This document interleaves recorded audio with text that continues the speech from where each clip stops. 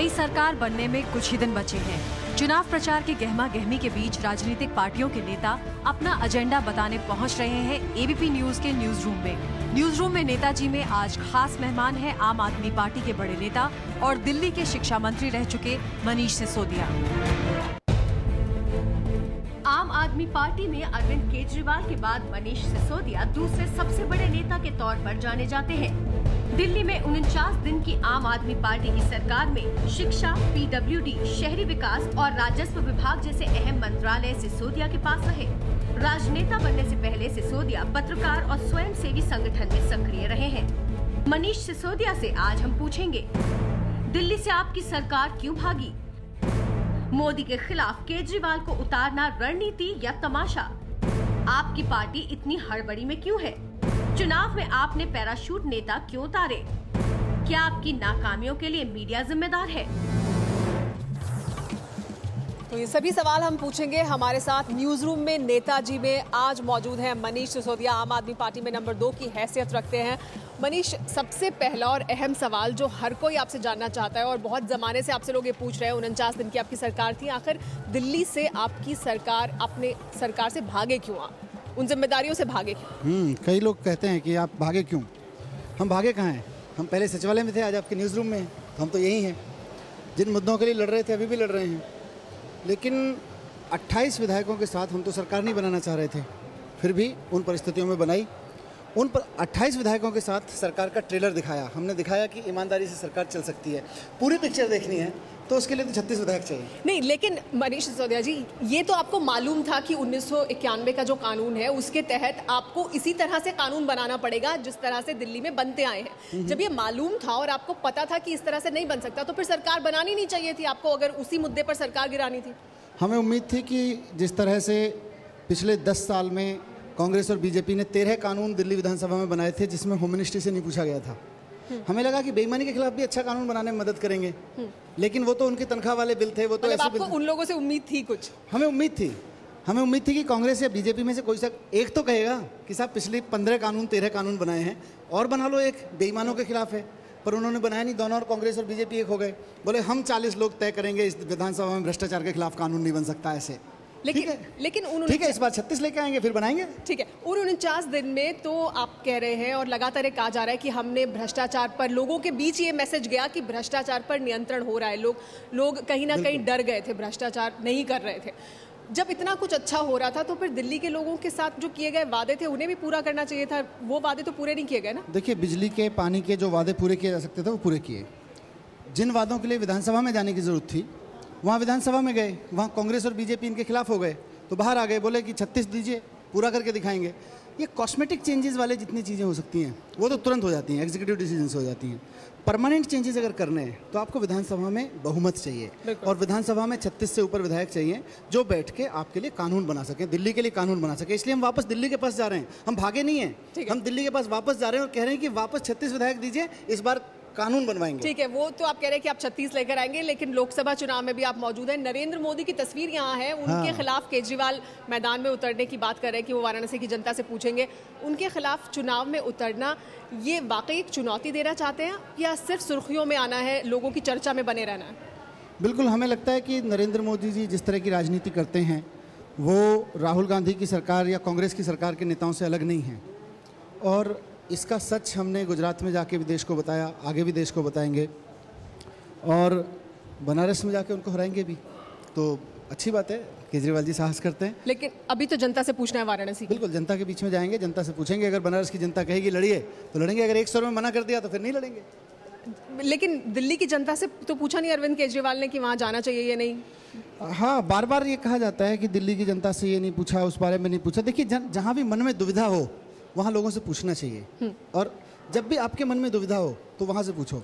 यहाँ सबसे रिलेवेंट बनारस की जनता है, बनारस के बीच में जाके पूछना है। ठीक है, विजय यहाँ पर मौजूद है हमारे साथ। विजय, आप सवाल पूछना चाहेंगे कुछ? मनीष जी, एक सवाल है, बिल्कुल सच सच बताइएगा। जिस दिन आपको लग रहा है मैं इनसे झूठ बोल रहा था?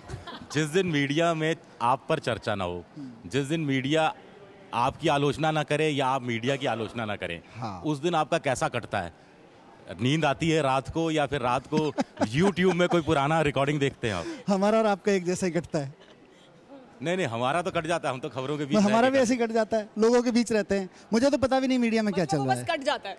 मुझे तो पता भी नहीं मीडिया में क्या क्या चलता है। अच्छी नहीं ना, आपको पता नहीं कि मीडिया में क्या मैं तो सुबह से शाम तक टीवी देख नहीं पाता, मैं तो दिन में लोगों के बीच होता हूँ। अभी आजकल जो काम चल रहा है, अच्छा, तो बस बाकी देखते हैं मीडिया में क्या चल रहा है। शीला भी यहाँ मौजूद है, वो भी मेरा आपने मेरी बात का जवाब। अब देखिए, अगर आप कोई खास जवाब चाह रहे हैं ब्रेकिंग न्यूज चलाने के लिए, तो वो तो मैं देने वाला नहीं हूँ आपको। मेरा जवाब ये है, आपका सवाल वो था। ठीक है, शीला भी सवाल पूछना चाहती है। ये चुनाव इतना महत्व का है, आपकी पार्टी के बहुत जो पुराने नेता है वो सारे मैदान के जंग में हैं, आप क्यों नहीं है? नहीं, बहुत लोग नहीं हैं, मैं नहीं हूँ, संजय सिंह नहीं है, क्या और कई लोग आप नहीं हैं। अगर केजरीवाल लोकसभा में जाते हैं तो दिल्ली के चीफ मिनिस्टर आप बनेंगे? नहीं, फिलहाल मेरे हिस्से जो भूमिका है वो ये है कि अरविंद केजरीवाल अगर चुनाव लड़ेंगे, योगेंद्र यादव चुनाव लड़ रहे हैं, तो मैं, संजय सिंह, बाकी लोग, हम लोग चुनाव लड़वाएंगे। और चुनाव लड़वाना, मुझे लगता है उसमें बहुत ऊर्जा लगती है। दिल्ली में भी बहुत सारे लोग चुनाव नहीं लड़ रहे थे, योगेंद्र यादव चुनाव नहीं लड़े थे, कुमार विश्वास चुनाव नहीं लड़े थे, तो ये समय समय की बात है। लेकिन शीला तो उसके आगे का सवाल पूछ रही है, फिर दिल्ली में क्या आपका चेहरा होगा? नहीं, और भी लोग हो सकते हैं, कोई जरूरी थोड़ी है। जैसे सोमनाथ भारती भी हो सकते हैं, आप सबके प्रिय, राखी बिरला भी हो सकती हैं, जो भी हो सकते हैं, जितने लोग हैं। अगर 70 विधायक होंगे, उसमें से जितने भी हमारे पास होंगे सरकार में, उनमें से कोई भी हो सकता है। लेकिन सोमनाथ भारती तो आपके बहुत प्रिय हैं, मतलब इस हमारे तो वजह प्रिय से वो हैं, सबके प्रिय हो हमारे गए। तो प्रिय हैं ही, लेकिन आप लोगों ने खबरों में भी काफी प्रिय रखा है उनको। शेष नारायण जी सवाल पूछें। ये आप लोगों का जो दिल्ली का प्रदर्शन है, पानी, बिजली, सड़क, रोटी माफी, ये सब पर केंद्रित रहा। राष्ट्रीय मुद्दों पे सवाल जब पूछें तो आप लोग घबरा के हो जाते हैं, या जवाब देने की हिम्मत जुटा पाए धीरे धीरे। हाँ, ये कई बार मुझे लगता है कि पानी राष्ट्रीय मुद्दा क्यों नहीं है, बिजली के बिल राष्ट्रीय मुद्दा क्यों नहीं है, ये सड़क राष्ट्रीय मुद्दा क्यों नहीं है। अगर हम ये कहें कि राष्ट्रीय मुद्दा है, तो ये सो कॉल्ड किताबी मुद्दे वाले घबरा क्यों जाते हैं। हम कहते हैं साहब रोजी रोटी मुद्दा है, हम कहते हैं साहब वो आरटीओ पैसा मांगता है, पूरे देश में कहीं भी चले जाओ ड्राइविंग लाइसेंस के लिए पैसा मांगता है। ये एक मिनट, हम कहते हैं ये भी मुद्दा है। मैं एक आदमी 10,000, 20,000, 30,000 की तनख्वाह जो लेता है, उसकी 10,000 तनख्वाह तो ऐसी छोटी छोटी चीज़ों में रिश्वत में निकल जाती है। हमने मुद्दे, कुछ किताबें लिख रखी हैं, उनके हिसाब से अपने दिमाग में मुद्दे सेट कर रखे हैं। देश के मुद्दे तो ये होंगे, आदमी कहेगा साहब मेरी रिश्वत ली जा रही है, मेरी नौकरी नहीं लग रही, उसमें रिश्वत। आप कहेंगे नहीं, किताब में राष्ट्रीय मुद्दा नहीं लिखा हुआ, पहले देख के आओ। मुद्दे हैं ये तो लोकल, स्टेट गवर्नमेंट, नेशनल। देखिए एक सवाल है, अगर मैं ये पूछता हूँ, अगर आप नहीं, हम आप क्या पूछें, हमको पूछने दो भाई। नहीं, हमारा तो मैं भी पूछूंगा। अरे हमें पूछने दो पहले, हम तो जनता के प्रतिनिधि हैं। मेरा एक बेसिक सवाल है, एक बेसिक सवाल है जो सवाल आते हैं ना, वो कि आप भी जनता है, मैं भी जनता हूं, बात करते हैं। जैसे डॉक्टर मनमोहन सिंह ने 1992 में एक भाषण दिया, वो बीजेपी और कांग्रेस के लिए एकदम फाइनल हर्फ आखिर है कि आर्थिक नीति उसी पे चलेगी। उसमें ट्रिकल डाउन थियरी है, यानी धन्ना सेठ का मीन्स ऑफ प्रोडक्शन पे कंट्रोल होगा और गरीब आदमी सर्विस सेवा भाव करके लेगा। आपके परम पूज्य नेताजी ने, श्री अरविंद केजरीवाल ने भी यही फरमाया कि साहब हम तो कैपिटलिज्म के बड़े समर्थक हैं। तो क्या आप लोग भी कैपिटलिज्म का उसी ढर्रे पे चलेंगे कि मनमोहन सिंह वाले से थोड़ा शिफ्ट होंगे? सर, हम किसी इज्म के समर्थक नहीं हैं, हम तो जिंदगी आसान हो जाए सब लोग। सर झूठ बोल रहे थे क्या? सर आप सवाल नहीं सर, सवाल हमेशा छोटा होता है, जवाब लंबा होना सर चाहिए। प्लीज। अरविंद केजरीवाल ने कहा कि हम कैपिटलिज्म का समर्थन करते हैं, क्रोनी कैपिटलिज्म की मुखालफत करते हैं। प्लीज। अच्छा, मैं बोलूं? हाँ प्लीज, पूरा करने देंगे। फुल स्टॉप कॉमा तक वोट रोकेंगे तो नहीं? बिल्कुल नहीं, फुल स्टॉप कॉमा तक रोकेंगे। अरे भाई हम कौन है? नहीं सर, आपने रोका पिछली बार। अरे सर वो नहीं, इसलिए क्योंकि बातचीत में डील हो जानी चाहिए। बिल्कुल। तो फिर रोकेंगे, लेकिन अभी ऐसा है कि हम किसी इज्म में यकीन नहीं रखते। मेरे साथ चलिए, अभी न्यूज़ रूम में बैठे हुए हैं हम, इसी कैमरे को लेकर सड़क पे चलते हैं, आपके दफ्तर के बाहर लोगों से पूछते हैं, आप अपने 5 मुद्दे बताइएगा, मैं रोटी, बिजली, पानी की बात करूंगा। लोगों से पूछेंगे कौन सा उनको सबसे पहले सॉल्व करना है। लोगों की ज़िंदगी के से जुड़े हुए मुद्दे सबसे पहले सॉल्व करने होते हैं। सर, हमारी सरकारें पता नहीं किन किताबी मुद्दों के पीछे भागी हुई हैं।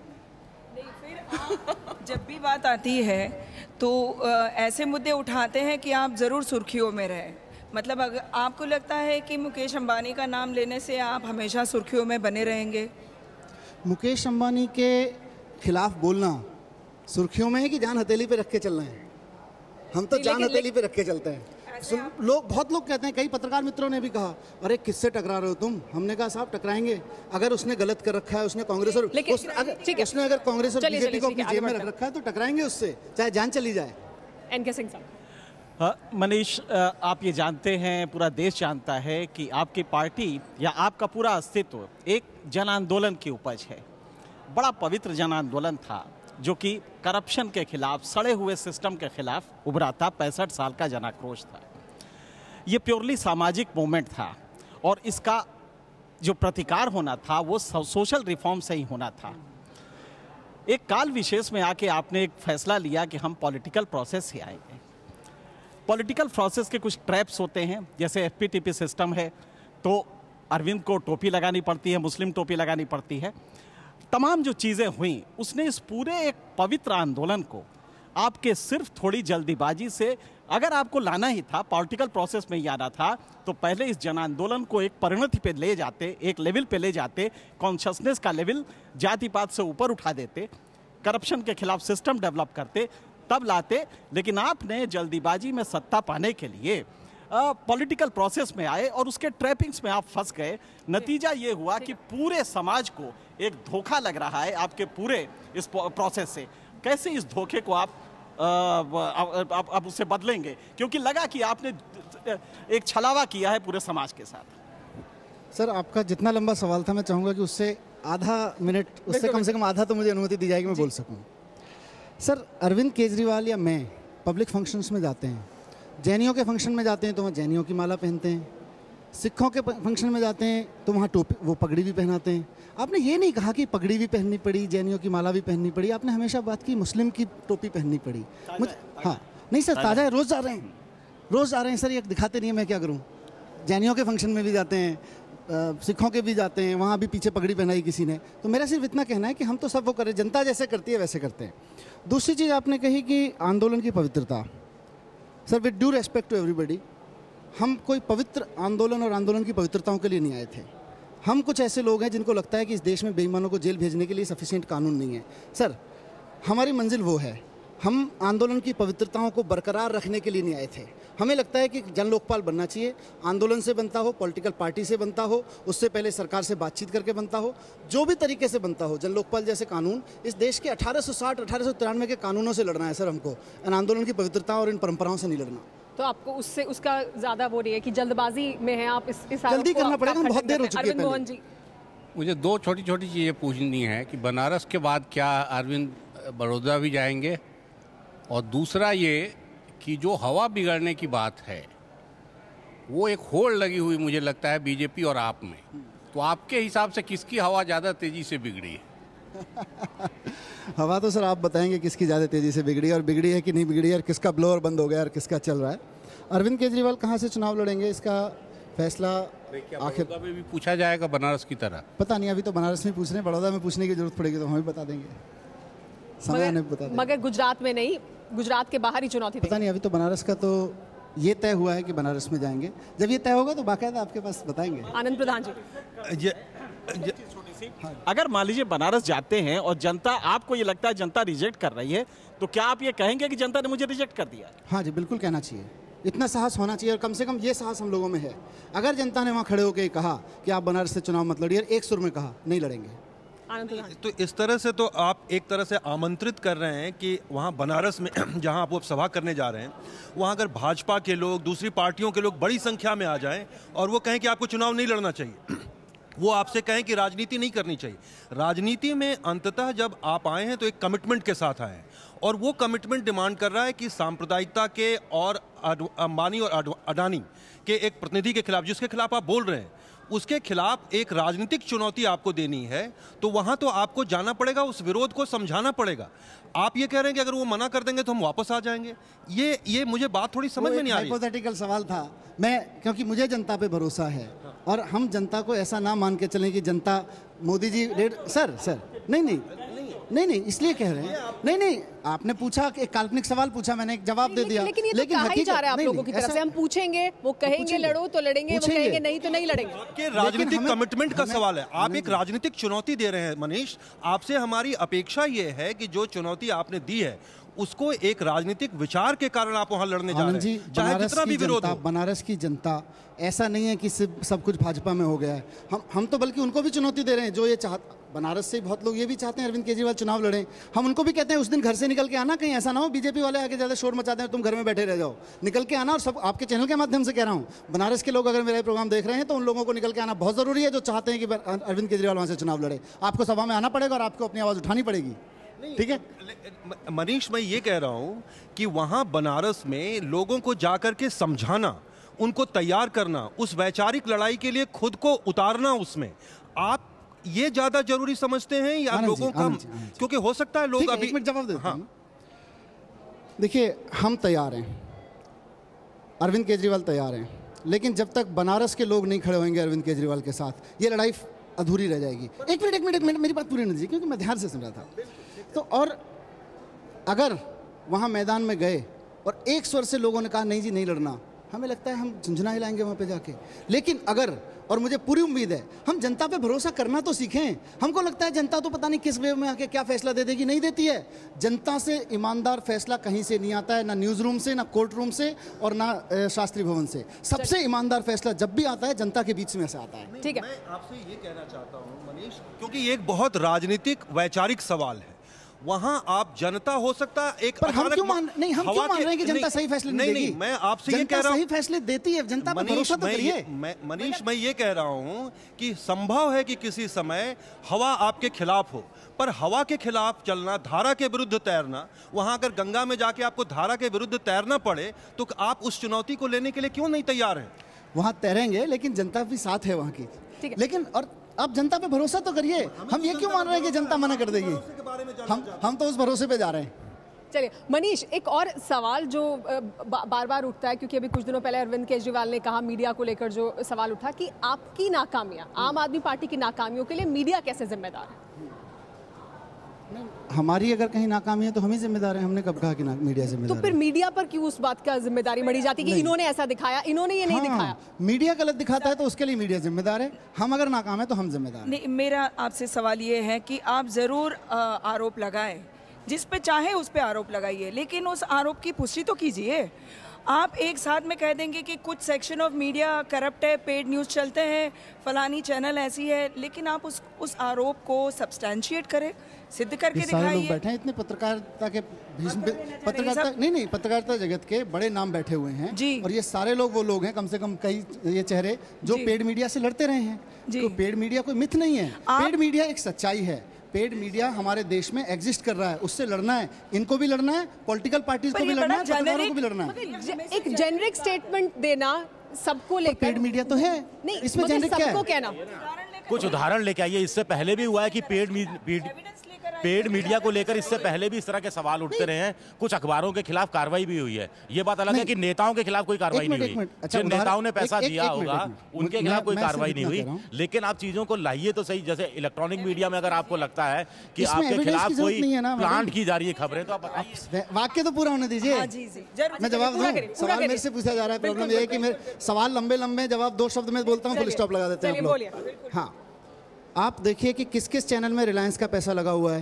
आप बताइए किसमें? अरे चैनल्स को बताना चाहिए ना, चैनल्स को बताना चाहिए हमारे अंदर रिलायंस का क्यों? अच्छा, रिलायंस का पैसा नहीं लगा हुआ चैनल्स में? आप बताओ ना। लगाए हैं तो जिन चैनल्स में लगा हुआ है वो बताएं। आप बताइए। जिन चैनल्स में रिलायंस का पैसा लगा हुआ है उनको बताना चाहिए। जिस चैनल्स में के मालिकों को राज्यसभा की टिकट दी हुई है उनको बताना चाहिए कि हमने फला पार्टी से राज्यसभा की टिकट ली हुई है। देखिए, आपके खिलाफ आरोप लगाएं तो सबूत दें, लेकिन आप मीडिया के खिलाफ आरोप लगाएं तो सबूत भी तो रखें लोगों के सामने ना।